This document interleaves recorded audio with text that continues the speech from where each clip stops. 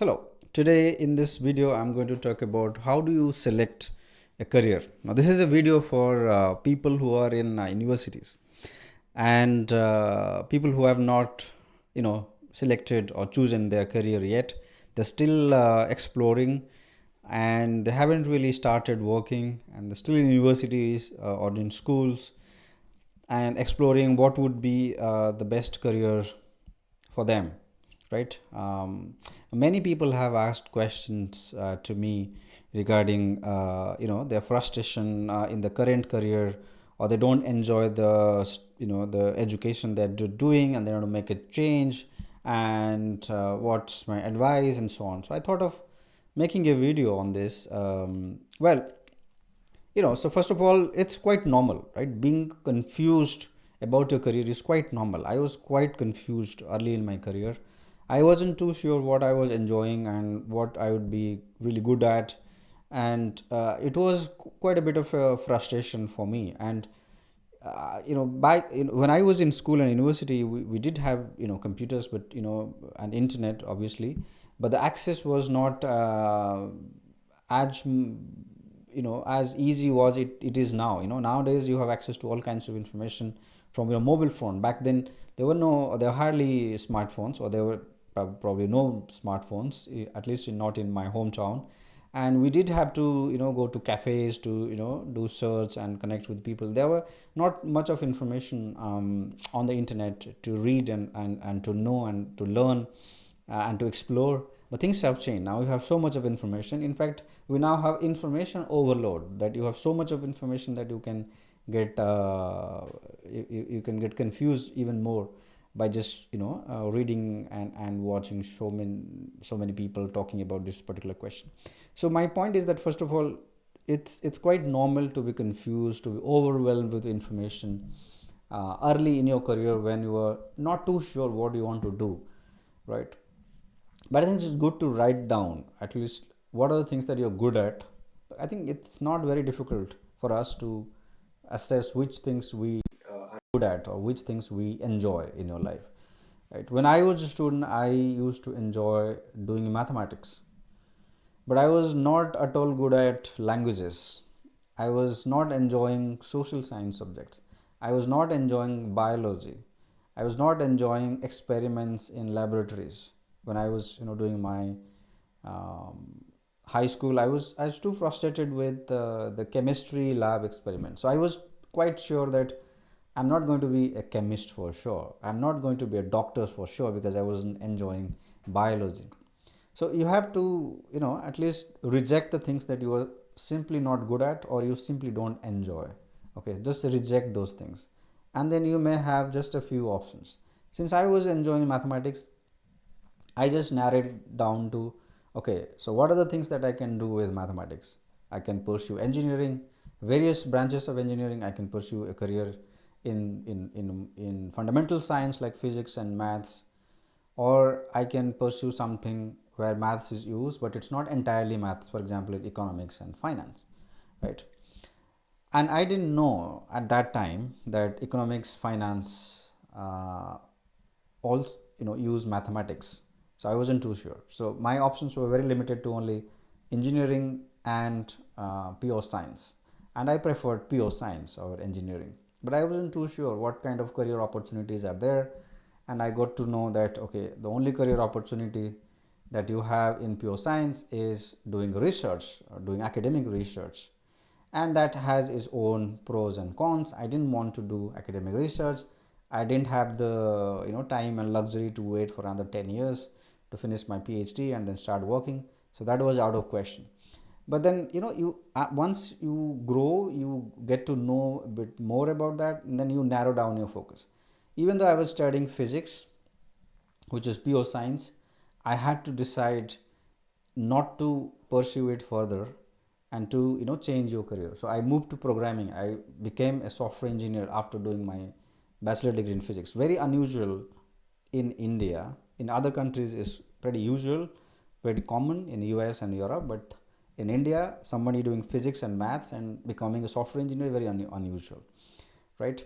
And I did have to make that change simply because I didn't want to pursue a PhD in physics. and to do academic research. I wanted a job. I wanted where uh, mathematics is used, and I thought, okay, computer science is one field where you have so much of applications of mathematics.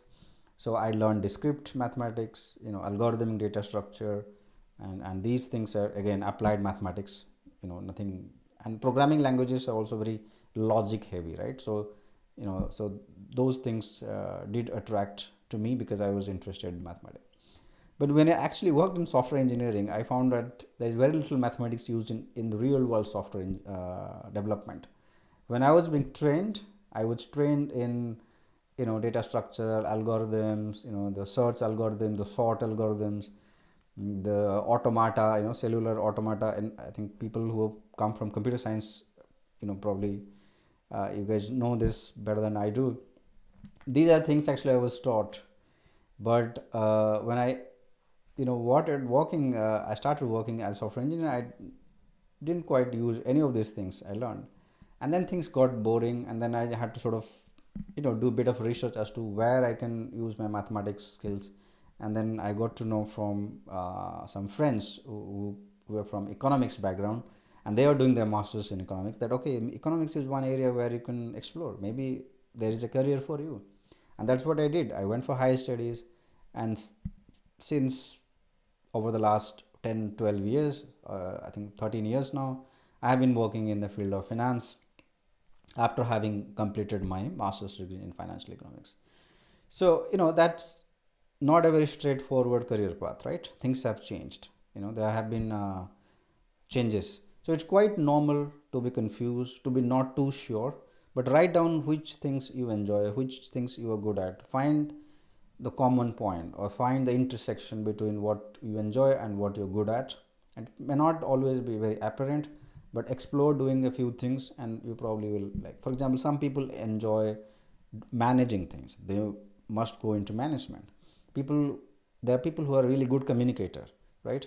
So think of a career in marketing, sales, or in HR. Some people are really good at fixing things. Go into heavy engineering areas. So if you're really passionate about electronics and how to make buildings, then become a civil engineer, become a core engineer, mechanical engineer or electronics engineer. Some people are absolutely good at analyzing things. They're really good at analyzing. Then explore a career in finance or economics, be an economist, or be a finance researcher, be a banker, because banking finance is very analytical. Yeah, it's not something where you're using too much of mathematics, but it's about being analytical. Okay, but good with numbers is important if you want to make a career in finance, right? Some people are more creative, then explore a career in creative field, right? And you will not be able to decide everything at the age of 17 or 18. So you know do whatever you like, I mean, in your university, but after that you may also be able to change that. For instance, if imagine you have done btech or your bachelor degree in computer science, and you're not too sure whether you want to become a software engineer or not, right? You can make a change. You can later on work as a data analyst, which is not engineering for sure, or you can work as a business analyst, or you can work as a quantitative finance guy. You can work in risk management, in compliance, you can work in marketing, and a host of other things, digital marketing. And there are people also moving from core engineering to healthcare related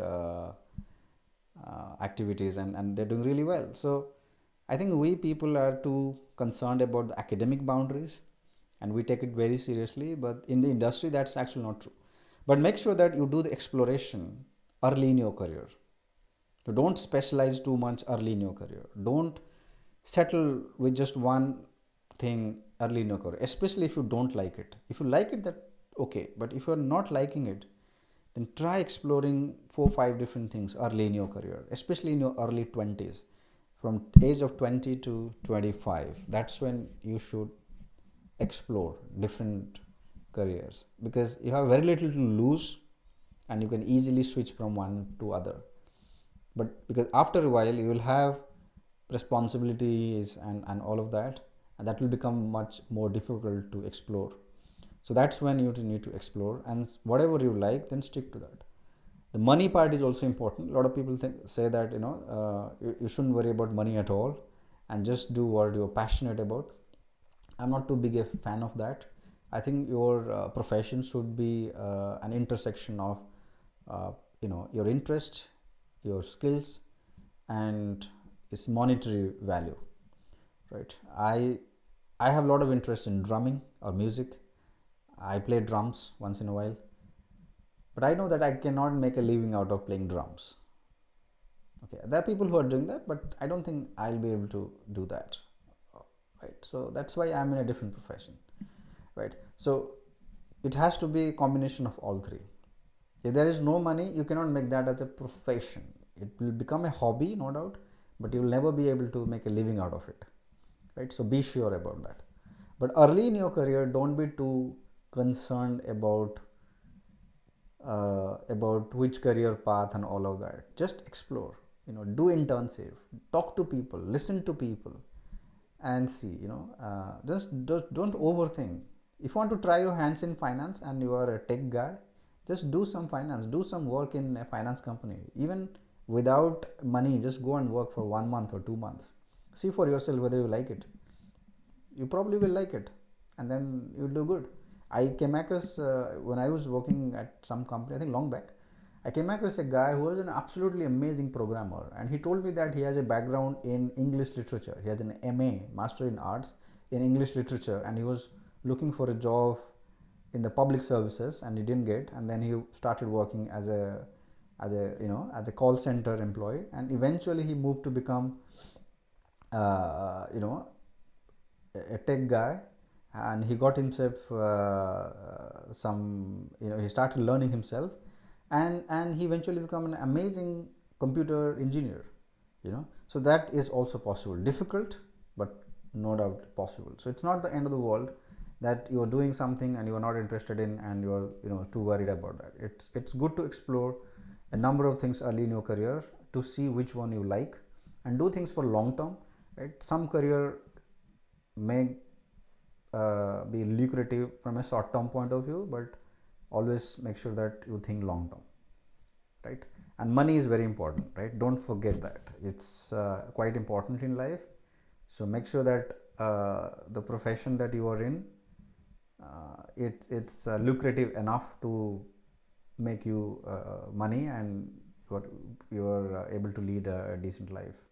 Otherwise it will give you frustration later in. I mean, there are people who are into script writing and all of that. Okay, it's amazing if a field, but not many people will be able to make a living out of it. So be careful about those, the creative fields. Not all creative fields will give you money or are lucrative. So be careful about that. Unless you are really good and you have extremely good passion for that, and you are financially well off because of your family, then that's a different thing. Otherwise, if you are coming from a middle class family, you are coming from a struggling family, financially struggling family, and you do not have too much of wealth, then you have to be a bit more practical while selecting a career for you. But within the options, then you can select the best out of the options available. It may not be the best, but it is best of the available options. That's the way you must think about.